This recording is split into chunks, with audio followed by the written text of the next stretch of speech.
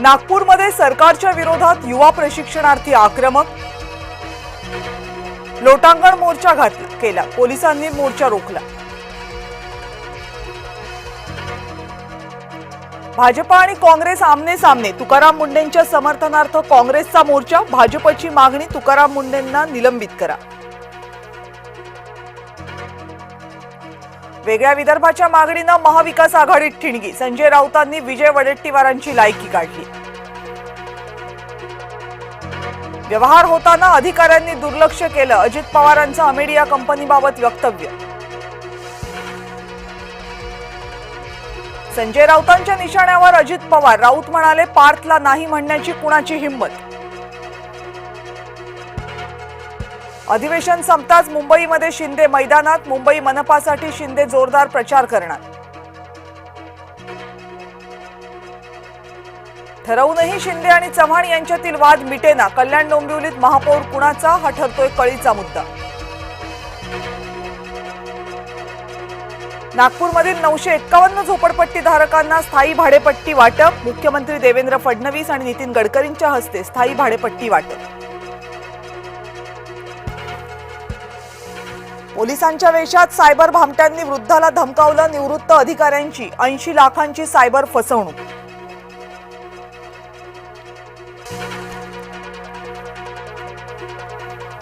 केंद्रीय मंत्रिमंडळाचा महत्त्वाचा निर्णय, उच्च शिक्षणासाठी आता एकच नियामक मंडळ।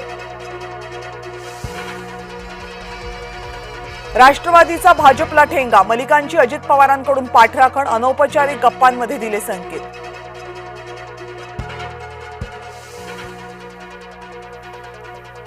मुंबईच्या मुली कुणाच्या निशाण्यावर, दरवर्षी 4 ते 5 मुली मुंबईतून बेपत्ता। मुलं बेपत्ता प्रकरणी राज ठाकरेंचं थेट मुख्यमंत्र्यांना पत्र, सरकार काय कारवाई करते, राज ठाकरेंचा सवाल। लहान मुलांसारखं भांडणं शोधत नाही, शंभूराज देसाईंचा उद्धव ठाकरेंवर निशाणा। विधिमंडळ अधिवेशनामध्ये प्रवेश पासचा काळा बाजार, प्रतिपास 1,500 ते 2,000 रुपये घेतले गेले, हेमंत पाटलांनी सभागृहात केला खुलासा। मुंबईमध्ये मतदार याद्यांमधील जवळपास 90,000 दुबार नावं वगळली, मनपा कर्मचाऱ्यांनी सॉफ्टवेअर बनवून शोधली दुबार नावं। शिर्डीमध्ये बिबटे पकडण्यासाठी नव्यानं लावले 200 पिंजरे, अहिल्यानगरमध्ये 1150हून अधिक बिबटे जेरबंद।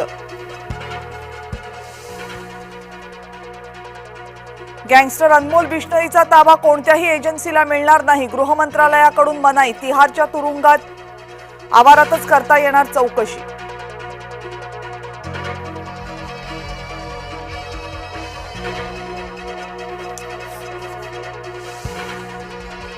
मुंबईमध्ये सायबर गुन्ह्यांमध्ये वाढ, 20,000 गुन्ह्यांमध्ये तब्बल 2,000 कोटींची लूट, फसवणुकीत महिला उद्योजक आणि निवृत्त बँक अधिकाऱ्याचा समावेश।